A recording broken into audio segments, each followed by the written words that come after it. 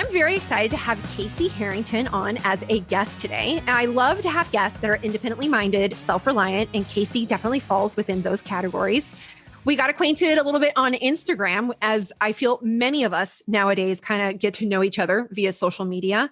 And she caught my attention because she focuses not only on firearms and 2A, but she focuses on personal safety as a whole, which is really great if maybe you're still kind of on the fence on taking on firearms. Casey, go ahead and introduce yourself a little bit. Maybe tell us what led you to create your account. It's an Instagram account, Casey Lynn Tactical, and why you're focusing more on personal safety as a whole, as opposed to just like being a 2A firearm account. Yeah, well, first of all, thank you for having me on. This is awesome. I'm so excited. Story actually kind of started about a year ago. My husband, he's in the military and he was deployed for the first time.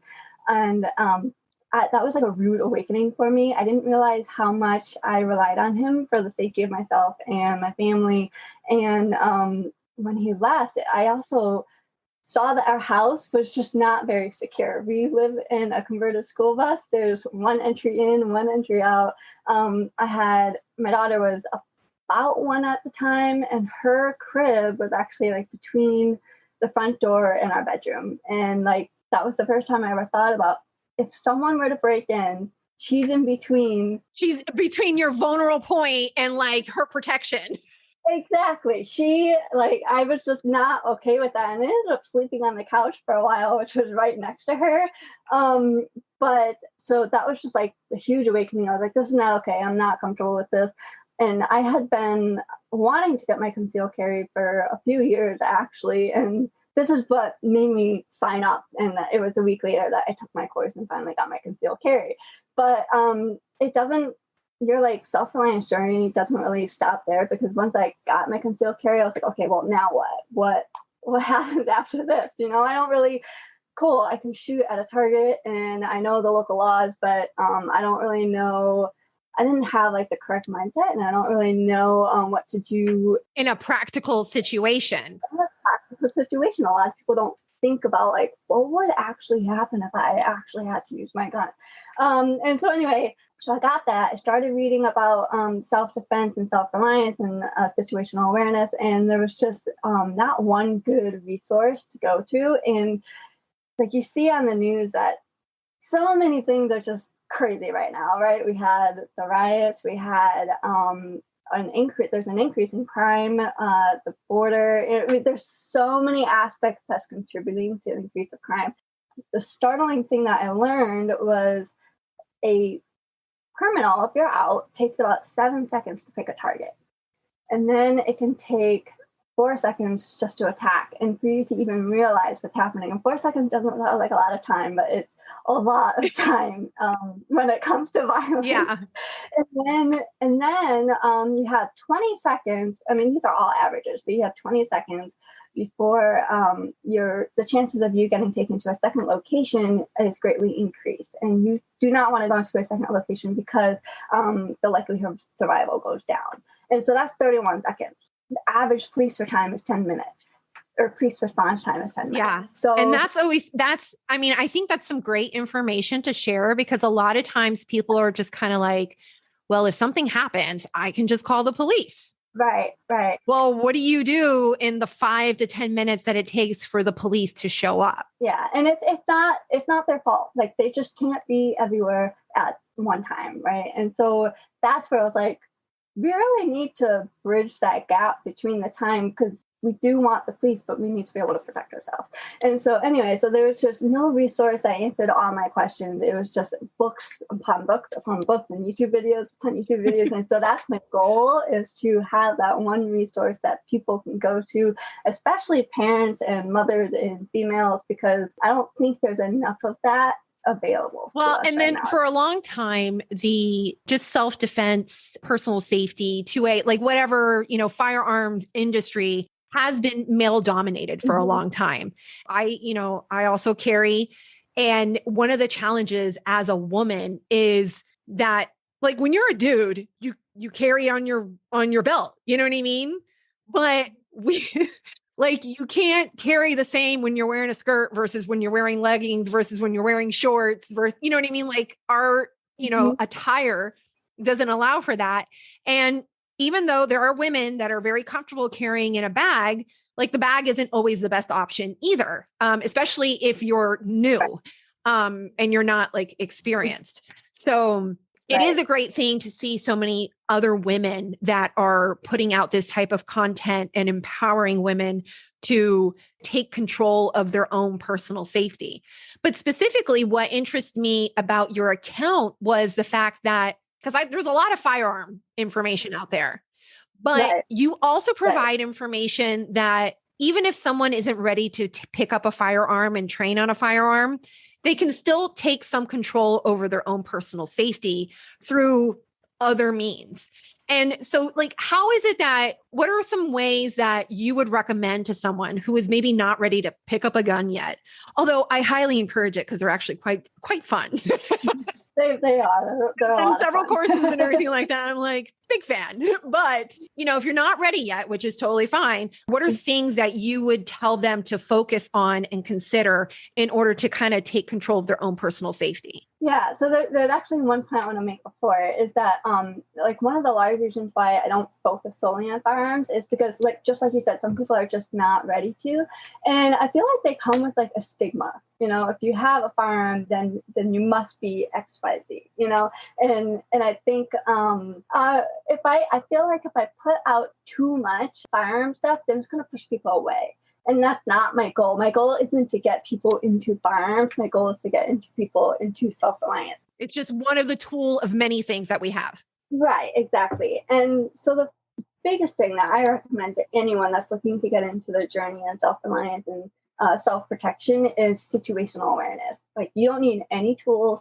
You don't need anything, like any physical training. If you just want to start right now, start on situational awareness, because most crimes can be prevented through just being situationally aware, especially with everything that's happening around you. And we live in such a distracted society. We have so many things going on. We have our phones. Like, if you just sit at a cafe and you look around, you're probably going to see the majority of people on their phones. Criminals love this because this is like the element of surprise. And that's like their greatest asset to them is the element of surprise. And if you take that away, they're less likely to target you as opposed to someone who's clearly not aware of anything that's happening around them. So like the first thing is just situational awareness, and just stop looking at the phone. Just stop it, put it away, stop looking at the phone. And you're already doing exponentially better than a lot of people out there already. Yeah, especially since a lot of us have already kind of let ourselves be conditioned to always being attached to that phone. Look at yourself like a criminal would, and see, like, who would you target if you wanted to get something? And we want to keep in mind, like, the criminal mindset is very simple. They want what they desire, right? And they want to get it without getting hurt, and they want to get it without getting caught. So if you look like you're going to put up a fight and you look like you're not going to give in very easily. Yeah. And it can be a lot of it about not only just situational awareness, but that situational awareness also goes, in my opinion, in partnership with like body language. Like, there's a big difference when you're like down, your head down, you're kind of, already kind of huddled in, as opposed to if you're presenting in a manner where you're attentive and you're looking around and you're confident and like you're in control. And I know that can get, being aware of your surroundings can be challenging because we have so many distractions. Sure. But, I think just like firearms training, it's also a training that you can do and kind of be paying attention, like, how am I presenting right now? What am I doing right now with my body language? Exactly. I always tell people to just pretend you're a superhero. I love that. Yeah, just pretend you're a superhero, be confident in yourself, and you're doing great at so, that point. Speaking of that, so one of the things that it kind of has become a little stigmatized sometimes is a person that is prepared in general. You know what I mean? So like, you kind of get stigmatized in, if you stock up on something, you're like some doomsday prepper, as opposed to you're just like maybe somebody that's trying to prepare for an unfortunate situation. It's like, I always say, hope for the best, prepare for the worst. Exactly. Yep. Yeah. And I think, in the same regards as what people like to call prepping gets a little bit stigmatized, this kind of gets stigmatized too, in the sense of being self-defense, situationally aware, kind of like taking control of your own safety. And a lot of us are kind of willing to delegate that safety either to law enforcement or to somebody else. And one of your posts that really caught my attention was one where I can't remember exactly what you said, but you said something like along the lines of feminism will get you killed or something like that. And that one caught my attention because I was like, ooh, spicy. And yes, I agree. So I want to share a little bit as to why that post, what prompted you to share that post. And because I think to me, at least, it kind of goes hand in hand with this stigma of being prepared. Yeah. So going to the stigma portion, it's a lot of people will say, you're just paranoid. Exactly. This is not paranoia. Paranoia is expecting something to happen all the time. Being prepared is not expecting anything to happen, but you are prepared in case it does. I love that analogy because a lot of people, even like within my own, some friendships in my family, they just think that we're fearful and that's what we're doing. And I'm like, actually, it's the complete opposite. I am not fearful. Right. And I'm living my life the best that I can. And I'm just prepared for if things go sideways, I'm not going to be vulnerable. Exactly. Yeah. And so like with the feminism post that I had, like there's so many definitions of feminism now, like so many variations. I don't really know them all, but the two that I was pertaining to is one is believing so heavily in your rights to not be harmed, or like believing so heavily in the laws that nothing will happen to you is just completely naive because yes, like we know those things are illegal, we know those things are bad, but it's not going to stop a criminal. Like laws were made for law-abiding citizens. They were not made for criminals. They don't follow them. So you can't just have so much faith in this mystical thing that has no physical protection between you and a criminal. Yeah, I have always said that the laws are only as good as they're willing to be followed and enforced. Exactly. Because at the end of the day, if nobody's following them, and then on top of that, nobody's enforcing them, what are you going to do? Yeah, exactly. That's exactly it. And then the other one, which I actually fell into this category, was believing that males and females are equal in everything. And that's just not true. And in general, males are stronger, bigger, and faster than the general or the average female. And so we have to realize that we are inherently at a disadvantage. And that's just life. Like there's nothing we can do about that. But we can we can learn things to put that into our advantage anyway. And so like my husband, he is like 4 inches taller than I am, 60 pounds heavier. And we lift together and we're like lifting about the same weight. So we're like in the same strength, kind of. But time and time again, if I try to get out of a bear hug based on brute strength alone, it's just not going to happen. Yeah. Like he's just inherently stronger, taller, bigger, faster, better than me, and that. And so what we can do is learn how to exploit the human body. And that is what we can use to our advantage because like, it doesn't matter if you're 100 pounds and 5 feet tall.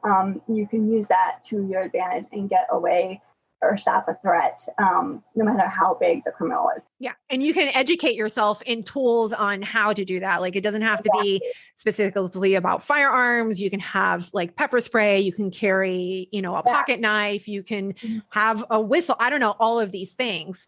But it really struck me, that post, because I was like, yes. Because there's this kind of mentality that women shouldn't have to be worried about their personal safety because in some way it is inherent in men to hurt or be physically oppressive towards women. Mm-hmm. And one of the things that I've had in my own discussions is that it's not that men are inherently wanting to hurt women, but that men and women have different strategies on how to inflict damage or pain. And it's what our natural strengths kind of feed into. Men are physically stronger in general than women. So that's usually like, if you're like a malicious person, that's the tool that you're going to use to dominate over someone who is weaker than you. And women are more intuitively emotional and better with feelings and reading them in words. So a woman who wants to fall into an unhealthy, abusive kind of strategy is going to mess with your emotions in your brain and kind of go in a manipulative route. And a lot of times people see that, make that differentiation and that categorization. Yeah, you're right. Men can be horribly abusive physically, but if you admit that women can be horribly manipulative, oh yeah, like it's like you're feeding into a stereotype. And I'm like, no, it's just we're built differently. And these are the tools that we use when you're using them in an abusive way. This is how they manifest. That's a lot of times how I explain it to people, and they get kind of all like worked up about it and everything. Now that I see you're also going to be working towards being an instructor, correct? Yes, correct. So what state are you in real quick? So we're in Arkansas right now. Okay. So firearm friendly. Yeah, firearm friendly, which is awesome. They actually just changed to stand your ground back in March. So that's nice. But yeah, so we're in Arkansas. We were in Texas. We're actually, both of us are from the Northeast. So very unfriendly firearm states.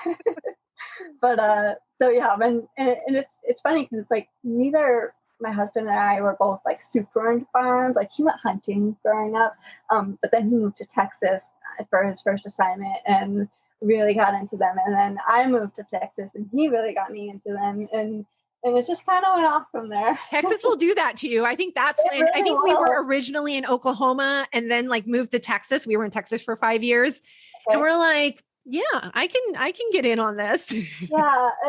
And like not even just firearms, but like cowboy boots and flannel shirts and all. Like I've always loved cowboy boots, but I never wore them because they're so odd up in the Northeast. And then now that's all I wear. So well, and it's actually kind of funny because my husband and I were both originally from Puerto Rico. And when we moved to Texas, I actually worked for a woman that her husband was a rancher. So we had a lot of engagement with like actual ranching. And he started talking about he was just daydreaming about full-blown cowboyness. And I'm like, I did not realize I married a Puerto Rican cowboy. Like, what is going on right now? It was so funny.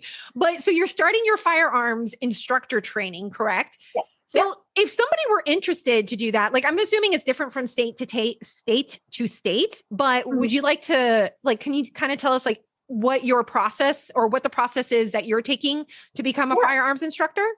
Yeah, so there's a bunch of different courses out there that you can take. I signed up with USCCA. So there's firearm insurance, and we have insurance with USCCA. As I do too. Good company. Yeah, great company. So they had an instructor course. And actually, what all prompted this is I noticed that there was like a huge disconnect between taking your concealed carry course and actually applying it to real life. And so I'm working on something, but I figured, you know what, I need to have some certifications under my belt. So I decided I'll get my firearm instructor course certification. And so anyway, so I just looked online and they had a course not too far away from here that at the end of September that I'll be taking. But basically, you have to pass the shooting qualification, and it's shooting. You have 15 rounds at 4 yards, 7 yards, and then you have 10 rounds at 10 yards and 15 yards. That's pretty much the process. You do that qualification and then you take the course. And your hope is to do the firearm instructor course, and then you wanted to be able to launch some kind of course online for people to kind of be able to apply on a more personal level. Because it's kind of funny. So the whole thing about like depending on what state you're in, and anybody like that's listening to us right now, like definitely look into your state and what is qualified, because I moved to Georgia, and Georgia was literally kind of awesome because it was like, fill out this paperwork, get your fingertips. What is it called? Fingerprints done. Pay the fee and we'll send it to you in the mail. Like that's literally it. Okay. As opposed to, I have a friend in New York and the poor woman has jumped through like 20 hoops in order to get her concealed permit. So every state is very different, but I will say that one of the things that I have found, I have now got my permit, I think in like 6 different states. It is of course important to have your permit and everything like that, but the training that for you to be able to use it in unexpected situations is really up to you. And you really need to empower yourself with that. So there are a lot of courses out there, but it's really, you as an individual are responsible to take them on. So this is something that you found a gap in and that you're kind of wanting to provide to people online, correct? Yeah. So exactly what you said. Like, if you're going to be a firearm owner, you need to be a responsible one. And, we hear time and time again that people will go through the concealed carry course. They'll do because you have to also do a shooting qualification in order to go through the course. At least that's how it was here in Arkansas. And then the next time they shoot their gun is 5 years later when they're re-upping their course. And that's exactly the opposite what you want to do. Like, you need to continue your training and continue expanding your knowledge and continue shooting your gun so that you stay proficient, because it's a well, it's kind of like an atrophy of like your skills. You know what I mean? Like, if you never you lose your skill. It's a skill that you can lose basically over time if you don't continually practice it. And so like, there's a good self-defense courses out there. The course that I'm creating is what to do after you conceal carry, right? So there was like 5 million new firearm owners in 2020. Yeah. And a lot of newbies out there right now. A lot of new ones. And that's awesome. But when I got my concealed carry, I did not know what holsters were safe or unsafe. I did not know what ammo was safe or unsafe. Like, not all ammo is the same. Or how to have a firearm at home with kids, how to train if you can't go to a range, certain things like that. And so this course is kind of like just bringing all of that together, how to do malfunctions, how to grip your pistol correctly, because you can go through all the motions to go through your course and get your permit, but you still might be doing things incorrectly, and you don't want to do that. Yeah. And so I definitely had a lot of questions after my concealed carry course, and I still do. And I think that's a really cool approach, because a lot of people think like, concealed carry, got my permit, now I go down to the range and I start shooting. And then I just kind of keep shooting until like I hit the bullseye or wherever that I'm aiming. And yes, it is important that you shoot where you're aiming. Yes, it is. That is very, very important. Let me emphasize that. But it is like so much information. And everything from like understanding the different types of ammunition, different types of holsters, where to get the information, how not to get overwhelmed with all the information out there. Even to the point of like, I can't even tell you how many people will buy a gun, take it to the range, shoot it, and like clean it maybe every few years if you're lucky. And I'm just kind of that is so dangerous. Right. Like, clean your gun, dang it. So that's awesome. Well, I look forward to that project. And then I know that you have another one going on, and I kind of wanted to give you a chance to share about that. I mean, for the ladies out there, everybody's interested in some athletic wear, especially if you can carry a gun with it. So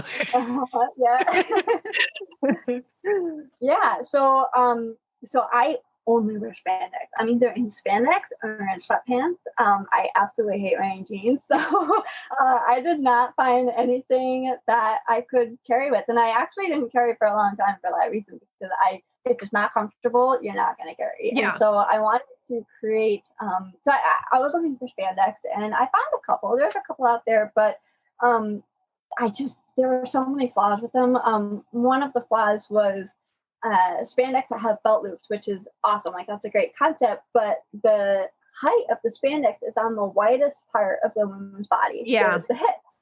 And so if you try to conceal on the widest part, you're only making it wider with your pistol, right? And so the ones that I'm developing actually bring it up into your waistline so that it's generally the smallest part of the woman's body, so it's easier to conceal there. In my last pair of spandex, like the last sample that I got, I had like the worst clip on my holster. And I didn't have like an ideal shirt to put on, but I put it right in, and I was like, hey, I couldn't see it anywhere. So like, even leaning backwards, I just didn't, and there was no crimping at all. So the placement is key where you conceal. And then the other issue, there are other spandex out there that had pockets that acted as holsters. Yeah. And those are just not safe at all, because there's been stories of people who had the trigger accidentally pulled while the gun was in that pocket. Oh, goodness. Yeah. And it's just because it's not a hard trigger protection. There's no trigger protection, and the pocket is stiff, but I mean, you can still get something in there. So I just stay away from those, and I wanted something that I could have a Kydex holster with, that's comfortable and that conceals well. And so that's your design would have in an actual holster, and then the holster is supported within the leggings. That's cool, because a lot of the ones that I've seen, like you said, it's just like a special pocket to put your firearm in. I think that's a pretty cool solution. And I completely agree with you. I actually wear jeans more than anything. But when I first started carrying, I had to buy all new jeans, because most of them were like mid kind of height. And I, in order for them to conceal well, in order for me to be able to conceal well, it was a high waisted that I really needed in order for it to get into that little pocket, where the lady dips on her hips. Right. You know what I mean? Yep. Exactly. So, yeah. Well, this has been awesome. I'm so glad that you took the time to kind of share a little bit about your story and your journey to personal safety. And go ahead and tell us where they can find you, and continue to follow your journey into personal safety, and stay tuned for your course that you're going to be working on. Yeah. So right now, the only active thing I have is my Instagram. And that's Casey Lynn Tactical, and it's CASEYLYNNE. And my website, that will be KOA Athletics, KOA athletics.com. And I want to note, so KOA is Hawaiian for strength and bravery. Oh, wow. So That's KOA, pretty. Yeah. So KOA, the motto that I have is be strong, be brave, be KOA. That's really cute. I love that. That's so pretty. So, and I'll definitely have links to whatever you have going on in the show notes, and where people can follow you on your personal safety journey, learn a little bit more, and keep an eye out for that athletic wear. So thanks so much for spending your time with me and having this lovely chat. Yeah, thank you. It's been great. Thanks. Thanks so much for listening to It's Meseidy, honest conversations for freedom-minded women. You can find the show notes for this episode at LibertasSisters/It's Meseidy. And if you would like to have conversations like this with other freedom-minded women, visit my website, LibertasSisters.com, an online community of women founded on the values of femininity, self-reliance, and freedom. You can also connect with me on Instagram at It's Meseidy, or join my email list. And if you're loving the podcast, I would be so honored if you would go ahead and hit that subscribe button and leave me a 5-star review. Until next time, stay free and stay honest.